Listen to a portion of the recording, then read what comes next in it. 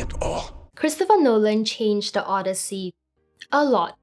Compressing a 12,000-line epic into a 3-hour movie already requires major changes. But Nolan goes beyond that. He changes the main character, Odysseus, his motivations, the role of the gods, the meaning of his suffering, and even what it takes for him to get home. So in this video, I'll be looking at the changes Nolan made from the original epic, how those changes reshape the story, and why I think they reveal something fascinating about Christopher Nolan's approach to adaptation.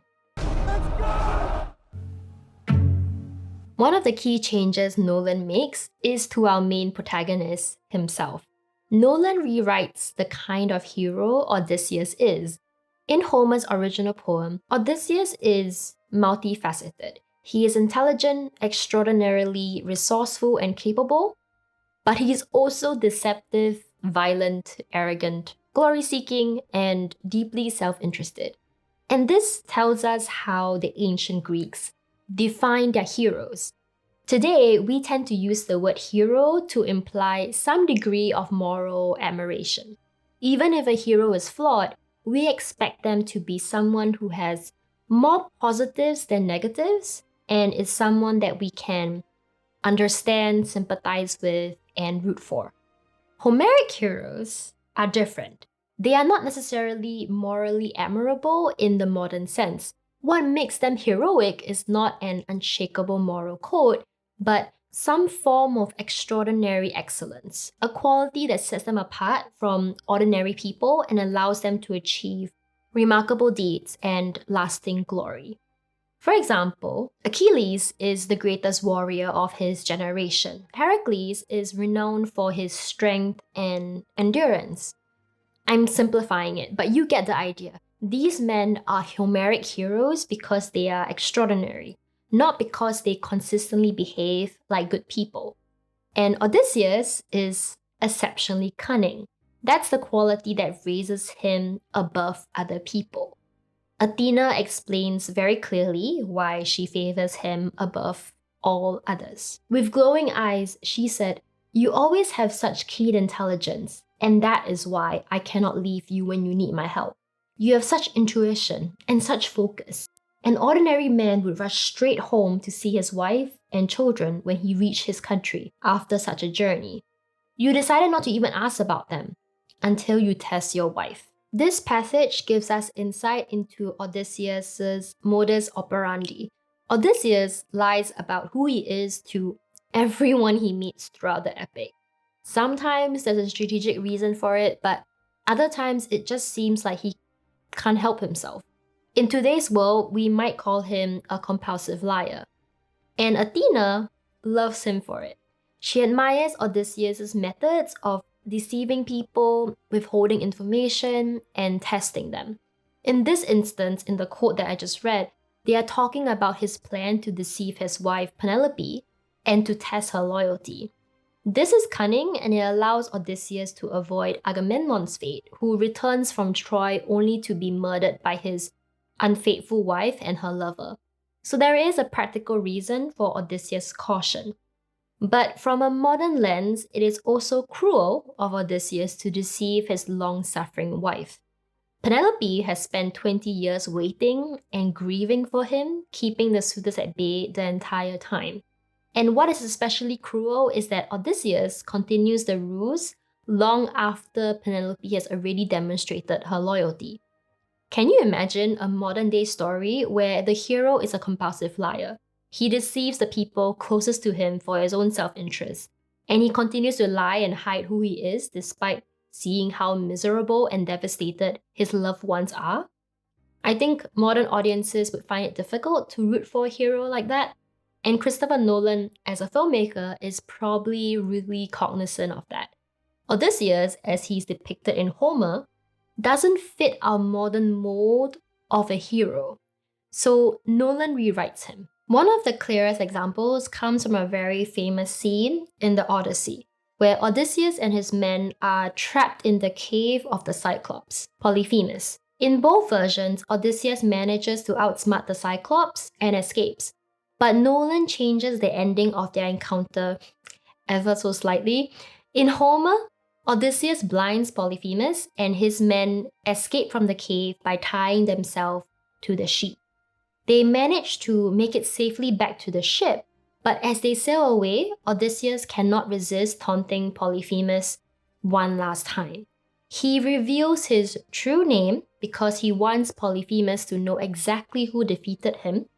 It is his arrogance and his desire for Cleos that causes him to make this mistake that will prove to be fatal. Cleos is the ancient Greek idea of glory or everlasting fame. It is the desire to not only accomplish great deeds, but to have your name remembered for them. But this mistake has enormous consequences.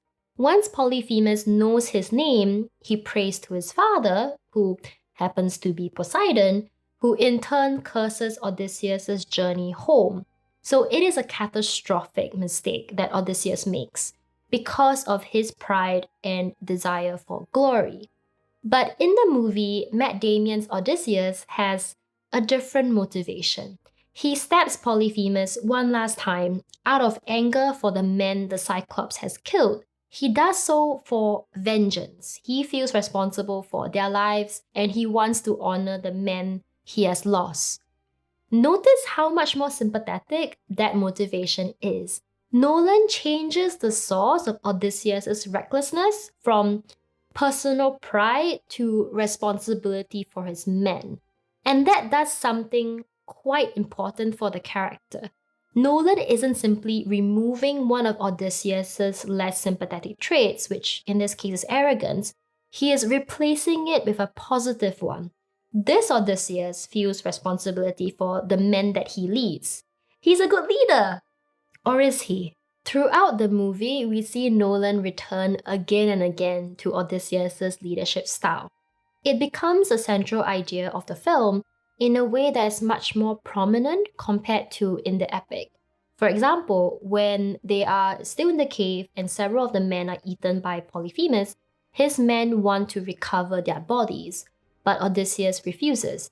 His men are horrified by his decision, but Odysseus' reasoning is that retrieving the dead would mean risking the lives of the men who are still alive. It is a cold, hard decision, and it shows that Odysseus believes that as the leader of his crew, he is responsible for getting as many of them home as he can. And this isn't the only instance where Nolan explores Odysseus' philosophy of leadership. Later, Odysseus is faced with two terrible choices. Risk the whirlpool of Charybdis, where it is foretold that everyone on his ship would die, or sail past Scylla, knowing that 6 men will be taken. Odysseus orders the men to sail past Scylla without telling them what is going to happen. After the 6 men are taken, his second-in-command confronts him and says Odysseus has no right to keep information away from them. Odysseus replies, "I had every right and every responsibility. The whirlpool would have destroyed the ship and all of us. This way we live." Nolan is exploring what leadership means to Odysseus. Odysseus believes that being a leader means taking responsibility for the lives of the people under his command. But to him, the responsibility also gives him the authority to make decisions on their behalf. Nolan doesn't just stop there. He explores how the very traits that make Odysseus exceptional, his intelligence, his cunning, his ability to stay one step ahead of everyone else, they also shape a style of leadership that has serious flaws. This is most explicit in the scene with Sinon, the shepherd's son who followed him to Troy, played by Elliot Page. Sinon is the young man Odysseus leaves alone on the beach to convince the Trojans that the wooden horse is a gift to Athena. Sinon gives a story to the Trojan army but is stabbed to death before they drag the horse back to Troy. Later, when Odysseus travels to Hades, he meets Sinon's shade, and the first thing Sinon says to him is, "Odysseus, you lied to everyone. Did you have to lie to me?" And Odysseus replies, "I needed you to believe." Sinon hates that he died for a lie. And the most heartbreaking part is that he tells Odysseus he would have died for him anyway. Even if he had known the truth that he is being sacrificed to ensure the success of the ploy, he would have done it. This scene exposes the weakness in Odysseus's justification. Odysseus assumed that withholding the truth was necessary to make the plan work. But Sinon is telling him, "You never needed to manipulate me. I would have chosen to do it for you anyway." Odysseus believes the responsibility of leadership gives him the right to decide for others. He sees more than they do, and he is more intelligent. So he withholds information, chooses who takes the risk, and decides what sacrifices have to be made. He denies his men the chance to make those choices for themselves. Sinon exposes how Odysseus' leadership style is very paternalistic. He is denying his men agency. He doesn't trust other people with the truth. What's really interesting about this change is that Nolan turns one of Odysseus' greatest heroic strengths into a flaw. His intelligence and ability to stay one step ahead of everyone else is exactly what makes him such an extraordinary strategist. But it also means that he starts believing that he should always be the one making the decisions. Sinon is the character that challenges that philosophy. He is telling Odysseus that good leadership is not only about making the right decisions. Sometimes it is also about trusting others enough to let them choose for themselves. So what does this mean when we think about how Nolan rewrites Odysseus' character? Nolan doesn't remove the qualities that make Homer's Odysseus distinctive: his intelligence, his cunning, his ability to stay one step ahead. Instead, he reorganizes those qualities around this question of leadership, giving them a clearer moral purpose and exposing the flaws that come with them. You can see why this approach resonates with a modern audience. We are used to heroes having some kind of moral framework, and their flaws becoming something that they have to confront over the course of the story. Compare that with Homer's Odysseus. Who continues deceiving and withholding information right up to the very end of the poem. That Odysseus does not undergo the same kind of internal moral reckoning. If you're enjoying this video, please subscribe to the channel. I'm trying to reach 1,000 subscribers, and it would be awesome if you would like to support that effort. Thank you so much, and back to my overthinking about a movie that I watched over the weekend.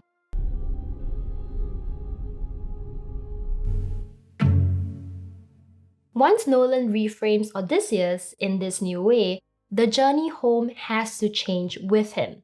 For this version of Odysseus, whose strengths are also flaws and whose decisions need to be morally confronted, his journey home can no longer just be about surviving long enough to reach Ithaca.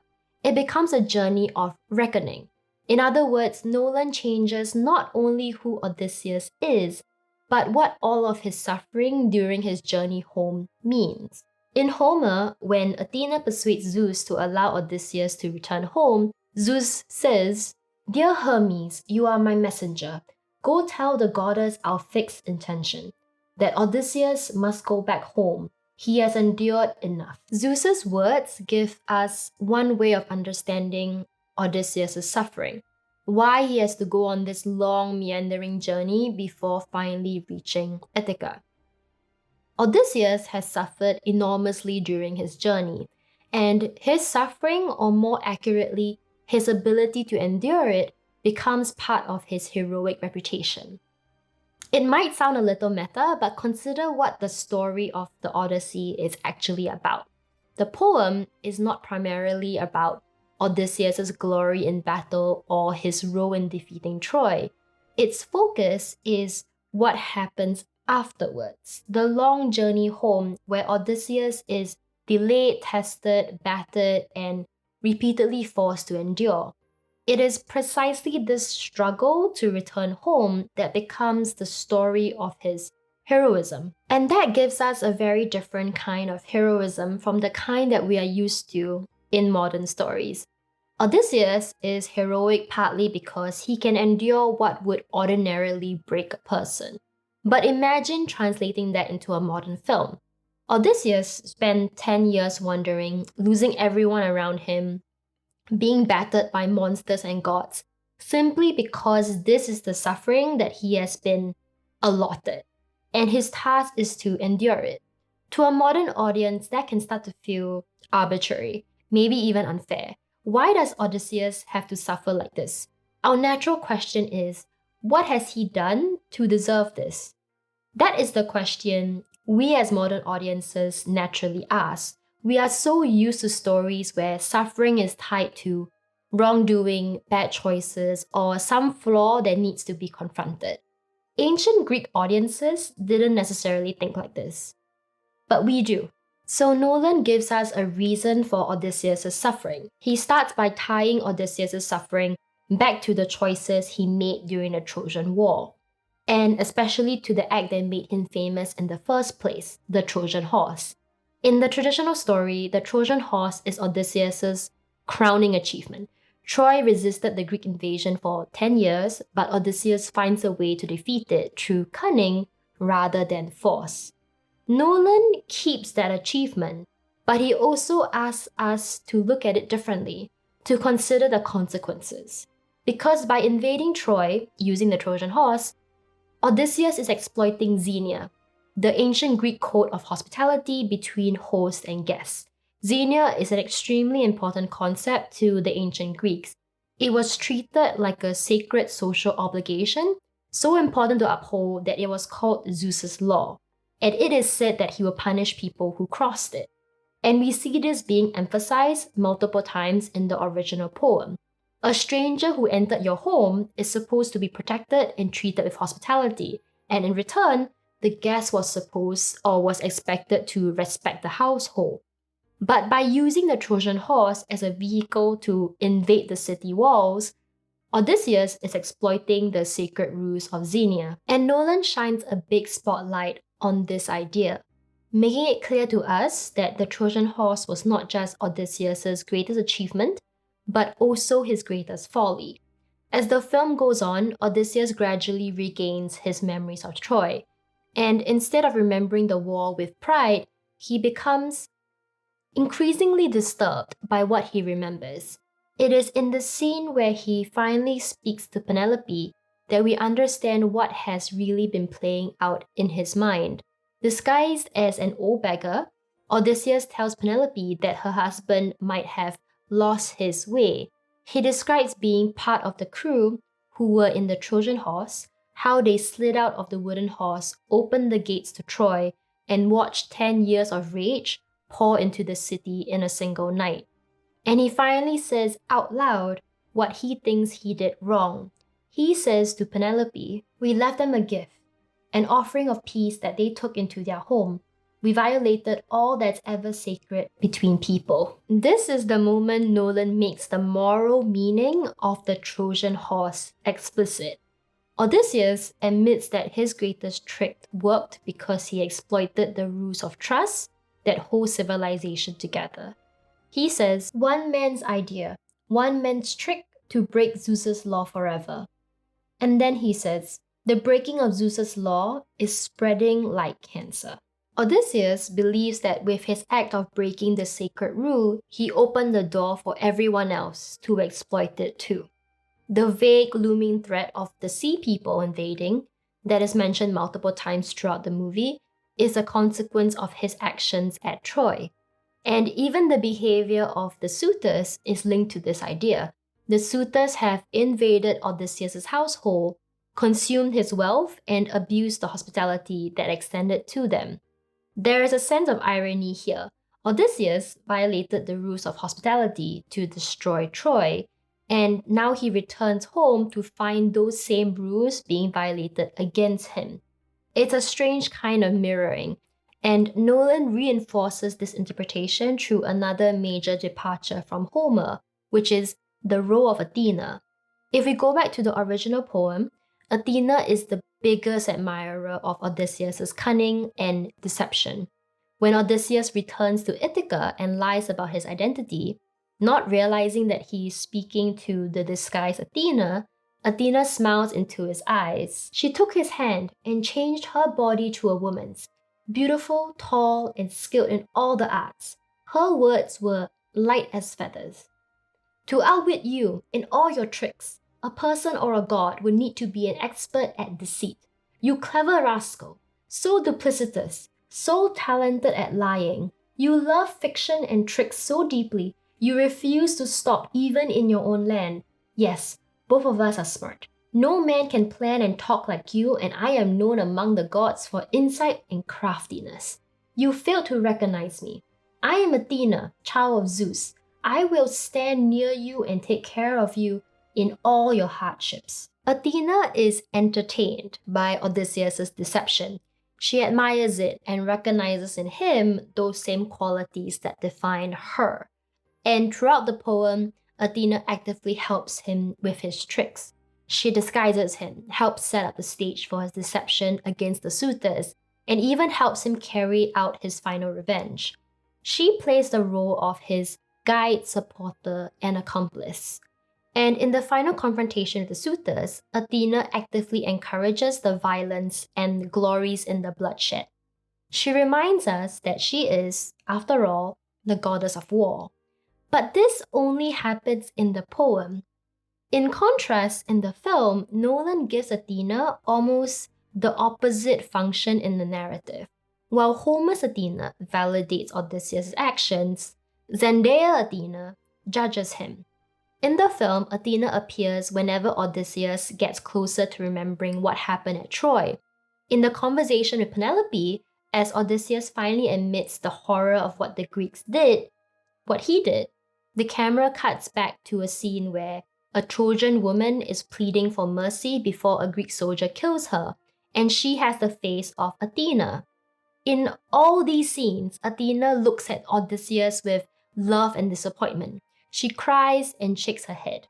Her visible disapproval becomes the visual expression of the film's moral judgment on Odysseus. And because that judgment is shown through Athena, who is a god, it carries divine weight. The god do not condone what Odysseus did at Troy. So Nolan uses Athena's role in the film to underscore the point about Odysseus' moral reckoning. She is the most obvious sign that Odysseus did something wrong, and therefore he needs to repent. And thus, this fundamentally changes the reason for Odysseus' extremely long and arduous journey home. Unlike in the original Homer, Odysseus' journey isn't just to test his endurance or for suffering's sake. In the film, it is directly tied to the need for Odysseus to remember what happened, confront what he did, and reach an understanding within himself before the journey can finally end. His suffering is given moral weight. You can think about it this way. In the film, Odysseus is on two journeys at the same time. There is the physical journey, going back to Ithaca, surviving the monsters, the gods, the sea. But running alongside it is an internal journey. We meet Odysseus, who is lost and confused on Calypso's island. He doesn't remember who he is or what happened to him.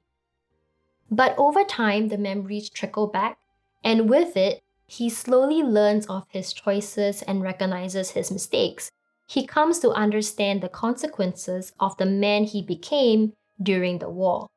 And Nolan makes the two journeys dependent on each other.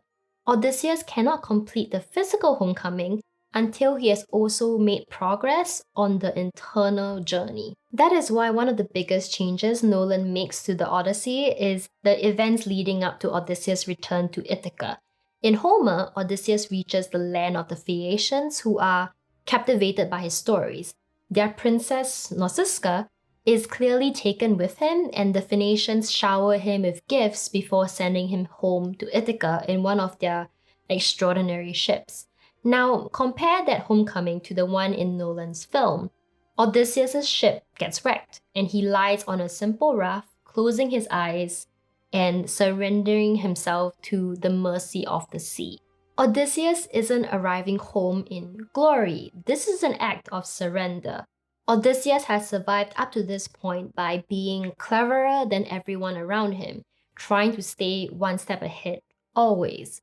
But the film makes the point.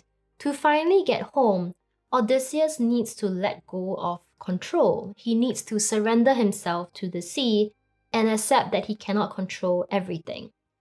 Taking a step back, we can see that Nolan has given Odysseus a character arc that feels extremely familiar to us as modern audiences.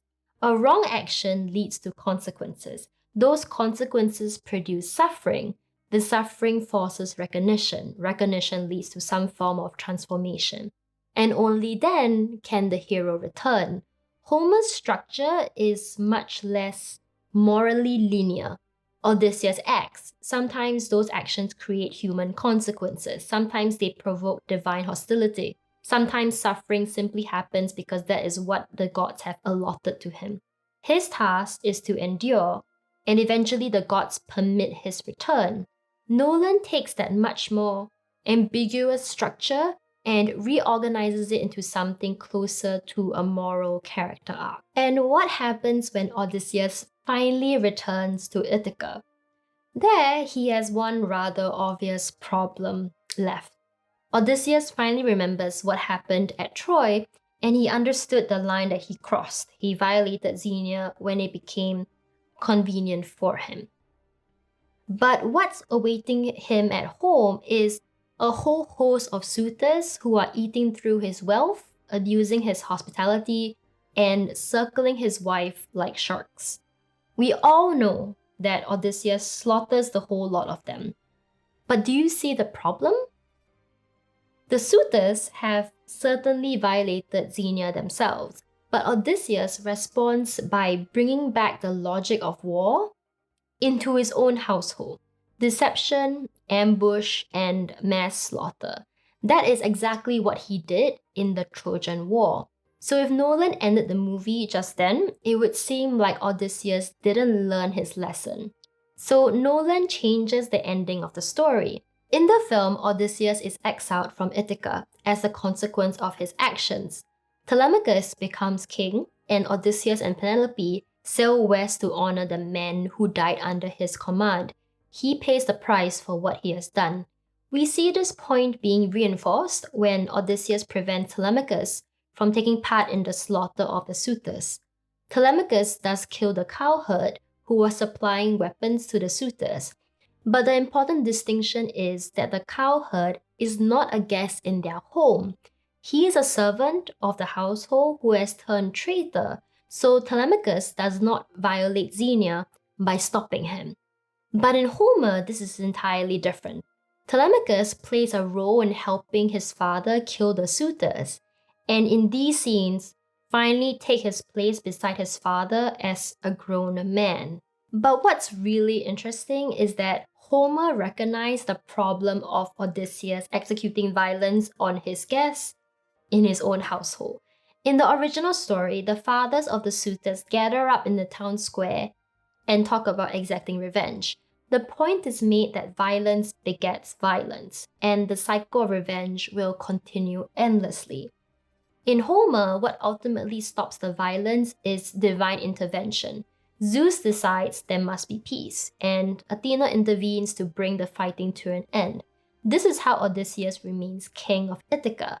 That solution makes sense within Homer's world where the gods are active players that constantly intervene in human affairs. But in the kind of moral arc Nolan has constructed, divine intervention would feel like a deus ex machina, a convenient solution. And I don't believe a modern audience would enjoy that ending. This story is about Odysseus, so we feel that he should be responsible for his actions. Tell me what you remember. And this is the point where I became most fascinated by Nolan's adaptation. I hope I've convinced you that Nolan changed some pretty fundamental things about the Odyssey. What I mean is that he changed what kind of hero Odysseus is, he turned the journey home into an internal moral reckoning, he changed Athena's role, and he even changed the ending. And yet, what I find most incredible is how much of Homer's original story he manages to retain. All of the famous episodes are there. The Cyclops, Circe, the Sirens, Scylla and Charybdis, the return to Ithaca, the bow, the slaughter of the suitors. Nolan keeps the recognizable events of Homer's story, but he changes what they mean and why they happen. And I find that fascinating. It is like keeping all the same ingredients, changing the recipe underneath them, and ending up with a dish that is still recognizably related to the original, but tastes completely different. I may have taken that metaphor a bit too far, but I hope you get what I mean. I think Nolan came to this script with a clear idea of the story he wanted to tell. A story about consequences of war, about leadership, violence, responsibility, and homecoming. And normally, when a filmmaker has a personal desire to tell a certain story, adaptations can go badly wrong. We have all seen films like that before, where a director comes to an existing story with a point they want to make and they force the source material into that shape. I'm sure you can name a few films where it starts to feel less like an interpretation of the original and more like the original is simply being used to tell someone else's story. The Witcher on Netflix. I'm still mad about that. But I don't think I can paint the Odyssey with the same brush. Nolan's version of the Odyssey is too carefully constructed for that. When I went back through Homer after watching the film, I started noticing something that genuinely surprised me. Nolan's changes have roots in the original poem. The ideas are already there. Sometimes they're only mentioned briefly, sometimes they appear in one episode and then disappear again. Sometimes Homer raises a question without ever resolving it, but Nolan seems to have noticed all of those threads, pulled them forward, and built his version of the story around them. For example, Odysseus' leadership. Nolan makes his relationship with his men one of the central concerns of the film. But that tension already exists in Homer. His men question his decisions. His second in command openly challenges him. They eventually eat the cattle of the sun god, directly disobeying him. Or the idea that Odysseus is still behaving like a warrior when he needs to let it go. In Homer, Circe tells him, "No, you fool, your mind is still obsessed with deeds of war. But now you must surrender to the gods." It is only this one line, but it invites the idea that Odysseus is still operating like he's at war, and Nolan brings this idea into the forefront. He keeps doing this. He takes ideas that exist almost separately in Homer and connects them. Odysseus' questionable leadership becomes part of his moral flaw. His inability to stop thinking like a warrior becomes part of why he cannot get home. The revenge of the suitors' families become the reason his violence finally costs him his kingdom, closing the loop on his moral arc. Things that are scattered across Homer become key themes in Nolan's film, and he weaves them into a coherent story that resonates with modern moviegoers. That, I think, is why all these changes work for me. Nolan is telling a story Homer was not telling. But it doesn't feel like he's forcing a completely foreign story onto the Odyssey. He is constructing a new story out of the possibilities that were already present in the original poem. And I find that so incredible. It showcases how carefully Nolan read the original poem, his careful deconstruction and reconstruction of it, and it also shows how rich and complex Homer's poem is. That there are so many rich ideas there waiting to be put into focus. So those are my thoughts about the Odyssey. There are changes that Nolan makes that I didn't entirely cover because this video is already really long, but I would love to hear what you think about it in the comments below. And if you reached this far into the video, please like and subscribe. I'm on a mission to hit 1,000 subscribers. Thank you so much for watching. Goodbye!